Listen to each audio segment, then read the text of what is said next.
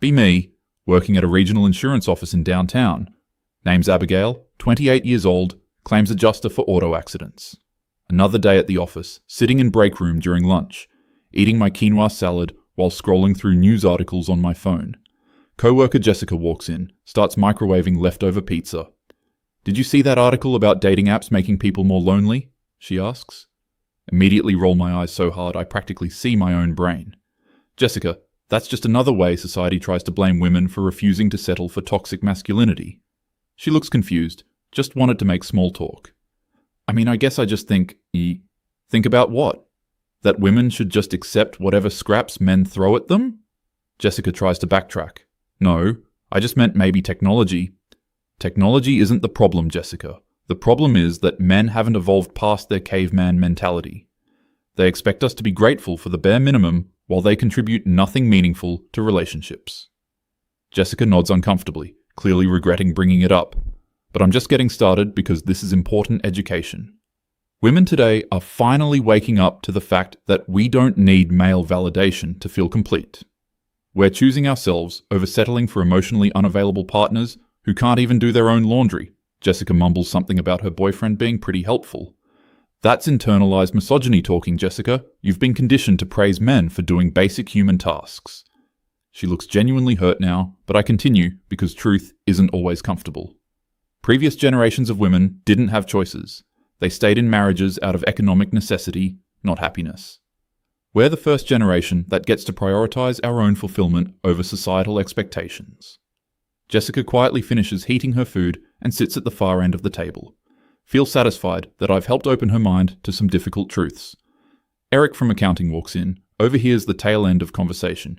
He's this quiet guy, probably early 30s, always polite but keeps to himself.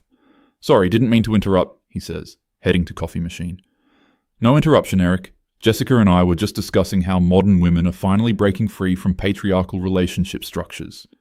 He pauses, turns around with that look men get when they're about to mansplain something. "That's interesting. I actually just read some research about modern relationships. Here we go, another man with opinions about women's experiences. Let me guess, you're going to tell us we're too picky and should lower our standards?" Eric looks genuinely surprised by my response. "No. Actually, the research was about loneliness patterns across different generations." "Oh, please, Eric. Let me guess, some study funded by conservative think tanks trying to scare women back into submission?" "Actually, it was longitudinal research from several universities, including some pretty progressive ones." Jessica perks up slightly, sensing tension. "I really don't need a man to interpret data about women's experiences for me, Eric." "That's fair, but the data itself is pretty objective. Numbers don't really have gender bias." Laugh condescendingly, because that's exactly what someone with privilege would say. "Everything has bias, Eric. The way questions are asked, the demographics studied, the interpretation of results." "You're probably right about bias in general, but this was pretty comprehensive." He pulls out his phone, starts scrolling through something. They tracked social connections, relationship satisfaction, reported happiness levels across birth cohorts. And let me guess, they found that women were happier when they were barefoot and pregnant? Actually, no. They found that women born between 1990 and 2000 report significantly higher rates of loneliness. Pause for a moment, because that's oddly specific. That's correlation, not causation. Women today are just more honest about their feelings. Maybe, but they also found measurable decreases in social connections, romantic relationship satisfaction, even close friendships. Because we have higher standards now, Eric, we're not willing to accept toxic relationships. Jessica is watching this exchange like a tennis match. The research is actually controlled for relationship quality metrics, even accounting for abuse, financial dependence, and other negative factors from previous eras. Starting to feel annoyed that he's so prepared for this argument. "What's your point, Eric? That women should go back to being dependent on men?" "No point really. Just thought the data was interesting." He's scrolling through more stuff on his phone now. They compared reported life satisfaction across generations. Women born in the 70s and 80s, even accounting for fewer opportunities, reported higher levels of social connection. That's because they were brainwashed into thinking they needed male approval to be happy. Could be, but the research also tracked objective measures: frequency of social interactions, size of social networks. Women today might have more Instagram followers, but fewer close friends they can call in a crisis. Jessica nods slightly, like this resonates with her somehow. Social media creates fake connections, Eric. Previous generations had to rely on shallow, proximity-based relationships. True, but they also found differences in romantic relationship outcomes. Now he's pulling up what looks like actual charts on his phone. Women in our age cohort are significantly more likely to be single, and among those who do date, satisfaction rates are lower, because we refuse to settle for less than we deserve. Voice is getting sharper now, because he's clearly trying to manipulate data to make some point. The study actually tracked what people said they deserved versus what they reported as making them happy. Interesting gap between expectations and actual satisfaction. Are you seriously suggesting women should lower their expectations? Not at all. Just sharing what the research found. Eric turns his phone toward me and Jessica. Look, they broke it down by specific metrics. The screen shows some kind of official-looking chart with university logos. Reported loneliness levels among women aged 24 to 34 in 2023 versus same-age cohorts in previous decades. The numbers are surprisingly high for our generation. This is biased methodology, Eric. Previous generations wouldn't even admit to being lonely. They controlled for reporting bias, used both self-reports and behavioral measures, like frequency of social contact, participation in community activities, length and stability of relationships.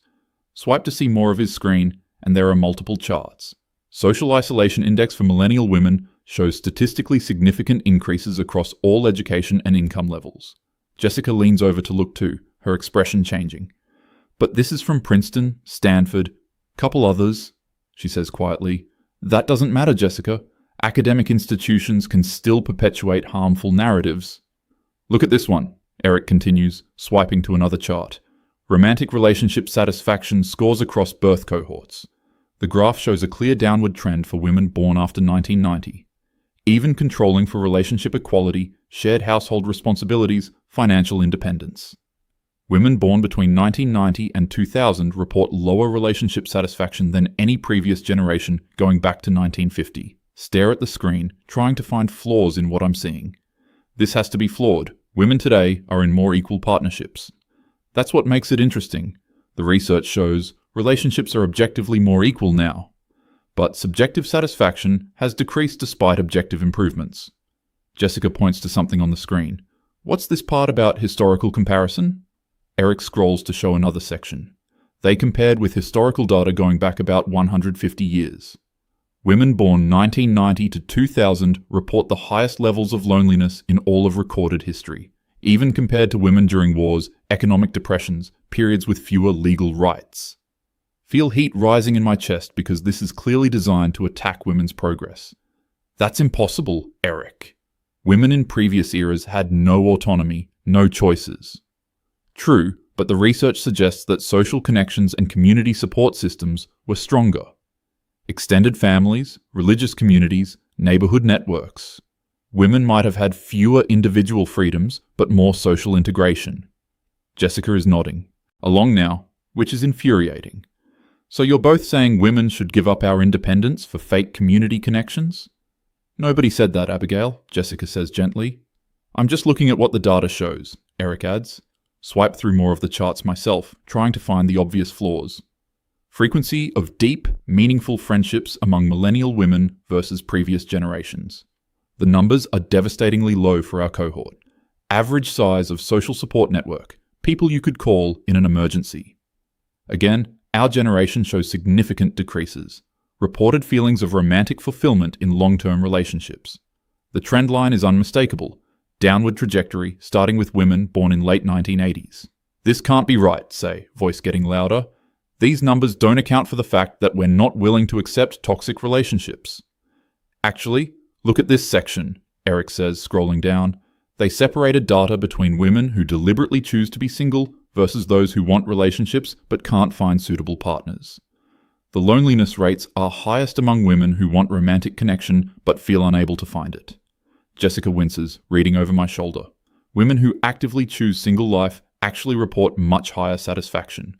But that's only about 23% of chronically single women in our age group. The majority want romantic connection, but feel frustrated by available options. Stare at the screen, feeling something uncomfortable in my stomach.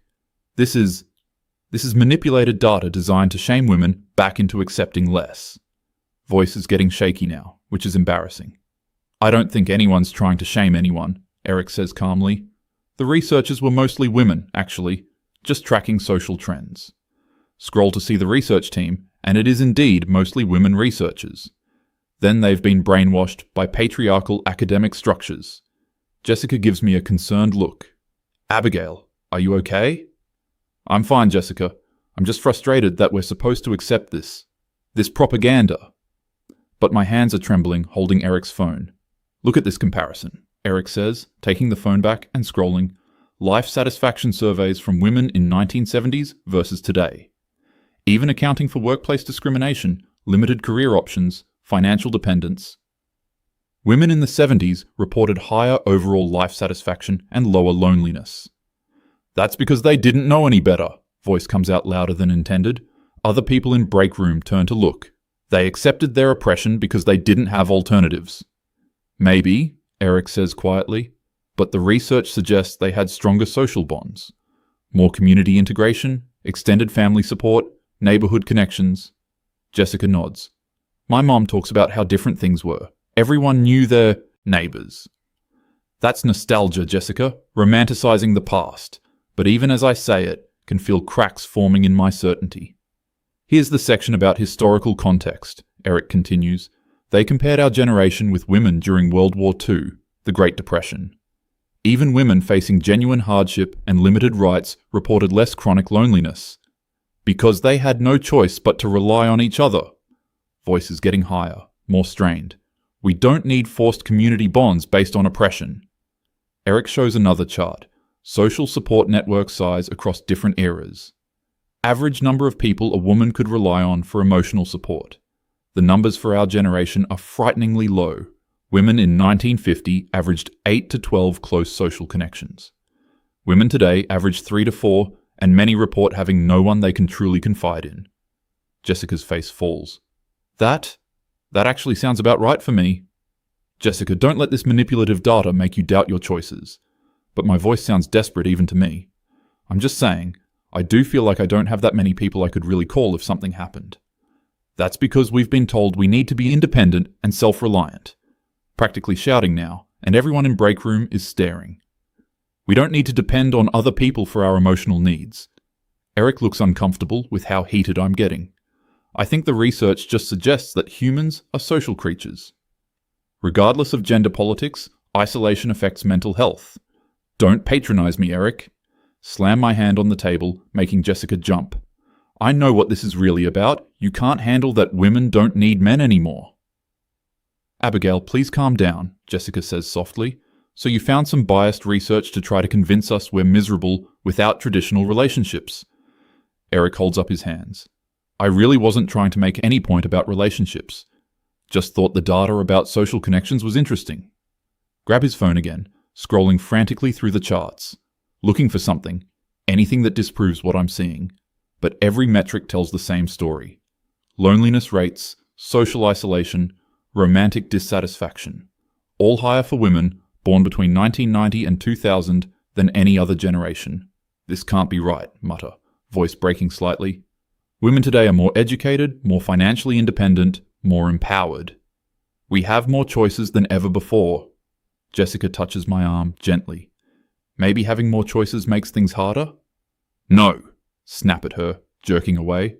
Choice is good. Independence is good. We're not supposed to be miserable. Other people in break room are definitely watching now, some whispering. Scroll to a section about mental health outcomes. Anxiety and depression rates among millennial women, significantly higher than previous generations, even accounting for better diagnosis and reporting. This is all correlation, say, voice getting shrill. There are other factors, economic instability, climate change, social media. The research controlled for socioeconomic factors, Eric says gently, and they found similar patterns across different countries with varying economic conditions. Find another chart comparing urban versus rural women. Rural women in our generation report slightly better outcomes, but still worse than previous generations. See, it's about social media and technology, not feminism. But even as I say it, can see the data doesn't support that conclusion. Rural women use social media too, but maintain more traditional community structures. Jessica is reading over my shoulder again. Look at this part about career satisfaction versus life satisfaction. The data shows women today are more satisfied with career achievements. But overall, life satisfaction has decreased. Career fulfillment used to correlate positively with life satisfaction. For our generation, the correlation has weakened significantly. Feel tears starting to form, which is humiliating. This is designed to make us doubt ourselves. To convince us that feminism has failed. Eric shakes his head. I don't think that's what it's saying. Just that maybe some traditional social structures had benefits we didn't anticipate losing. What traditional structures? Voice is getting loud again. Forced marriage? Economic dependence? No career options? Maybe just the community aspects, Jessica suggests quietly. Extended family involvement, neighborhood connections, shared child rearing. We can have community without oppression. But even as I say it, realize I can't name many close friends I have. Most of my social interaction happens at work or through dating apps. Scroll to a section about friendship patterns. Average frequency of in-person social contact with friends. Millennial women spend significantly less time with friends than previous generations, even accounting for longer work hours and career demands. We prioritize romantic relationships and career over friendships. Previous generations maintained broader social networks throughout life. Jessica nods sadly. When's the last time we hung out outside of work? Realize I can't remember the last time I spent time with friends just for fun. Most of my social energy goes toward dating apps and work networking. That's because we're focused on building meaningful careers instead of gossiping over coffee. But my voice lacks conviction now. Find another devastating chart about romantic relationship patterns. Length and stability of romantic relationships across generations. Women born 1990 to 2000 have shorter relationships, more breakups, less relationship satisfaction, even among couples who describe their relationships as equal and healthy. We're just not willing to settle for mediocrity. Anymore. Voice cracks on the last word. Eric and Jessica exchange concerned glances. Maybe the bar has been set so high that nothing feels good enough, Jessica suggests. That's victim blaming, Jessica. But scrolling through more data about relationship expectations versus satisfaction. Women today report much higher expectations for romantic partners, but lower satisfaction even when those expectations are met. Previous generations had lower expectations but higher contentment in relationships. Hands are shaking holding the phone now. Everything I've believed about women's progress is being challenged by actual data, not opinions or anecdotes, but statistical evidence from multiple reputable sources. This doesn't account for the fact that previous generations couldn't leave bad relationships. Voice is getting desperate. They stayed in marriages because they had no choice. The research separated data between women who stayed in self-described happy versus unhappy marriages. Even women in happy marriages in previous generations reported higher satisfaction than women in happy relationships today. Jessica is looking at me with genuine concern now. Abigail, you're really pale. Maybe you should sit down. But I can't stop scrolling through the data. Every chart tells the same story. Loneliness, isolation, dissatisfaction, anxiety.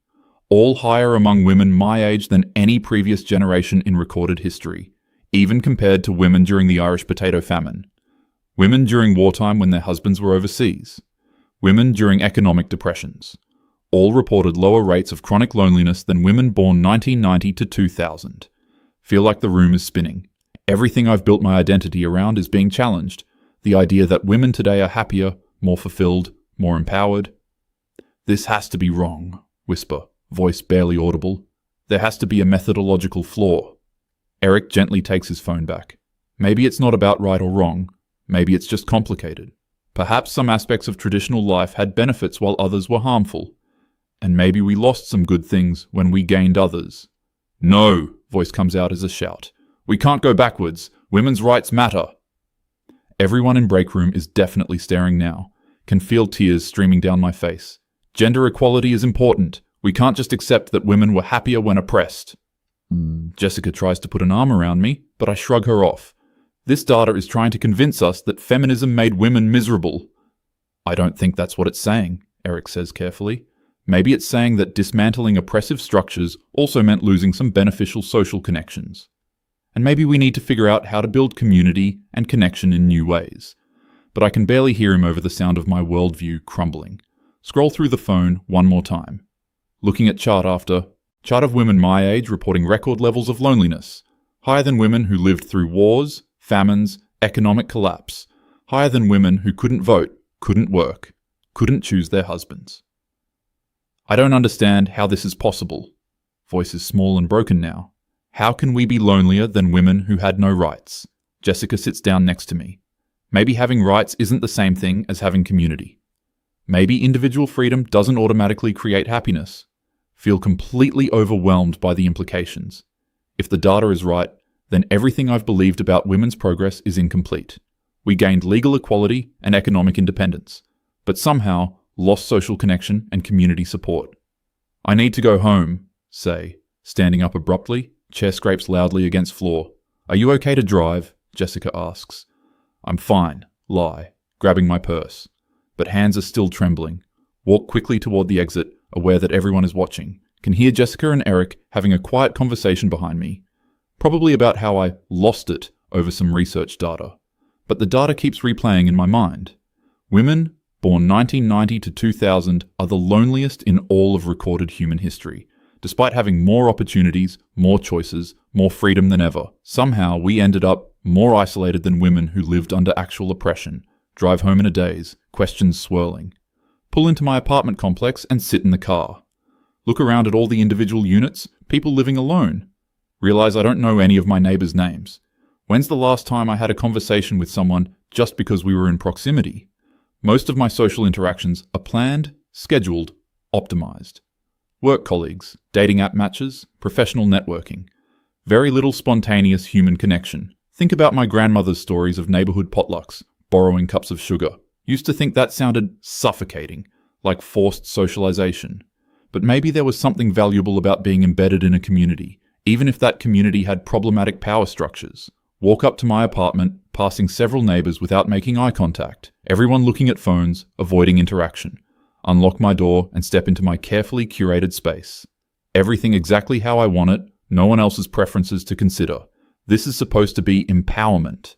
But suddenly it feels hollow. Sit on my couch and think about the data Eric showed me. Women my age having fewer close friends, shorter relationships, less community support, higher anxiety, more depression, record levels of loneliness, despite having more freedom and opportunities than any previous generation. What did we lose when we gained independence? Grab my phone and scroll through contacts, looking for someone I could call if I had a real emergency. The list is shorter than I expected, mostly work contacts, casual, acquaintances, dating app connections. Very few people I could truly rely on. Certainly fewer than the 8 to 12 close connections women in 1950 reportedly had. Think about my dating history. Endless cycle of matching, messaging, first dates, disappointment, constantly feeling like everyone could be replaced by someone better, never fully investing because there are always more options. Is this really better than arranged marriages or limited choice? At least women in previous generations knew where they stood. They built deep connections with the people in their actual lives, instead of always wondering if someone better was just a swipe away. Feel tears starting again, which is embarrassing even alone in my apartment. This isn't how it's supposed to be. Feminism was supposed to make women happier, more fulfilled, not lonelier and more anxious than women living under patriarchal oppression. But the data doesn't lie. Women born between 1990 and 2000 are measurably less satisfied with life, despite having measurably more opportunities. What does that say about everything I've believed about progress? Curl up on my couch, feeling smaller than I have in years. Maybe Eric was right that it's complicated. Maybe we gained important freedoms but lost important connections. Maybe individual empowerment isn't the same thing as human flourishing. But admitting that feels like betraying everything I've fought for. If traditional social structures provided better mental health outcomes, does that mean feminism was wrong? Or does it mean we need to find new ways to build community and connection? Ways that preserve individual freedom while creating social bonds? Phone buzzes with text from Jessica. Hey, just checking if you're okay.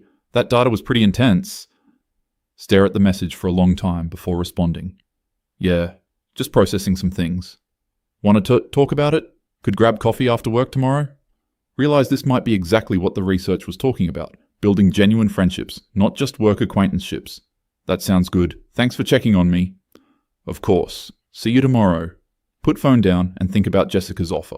When's the last time someone reached out just to see how I was doing? Most of my social interactions are transactional or romantic, very little pure friendship and care. Maybe that's part of what the data was capturing. The loss of simple human connection in favor of optimized, purposeful relationships. Everything has to serve a function: career advancement, romantic prospects, personal growth. But maybe humans need some non-functional social bonding too, just being around people who care about us, without needing anything in return. Think about calling my mom, but that feels too vulnerable right now. She'd probably say something about how women today expect too much, which would just make me defensive again. But maybe she'd have a point. Maybe expectations and reality have become disconnected. Maybe pursuing individual fulfillment as the highest good left us isolated, while previous generations prioritized community bonds even when individually limiting.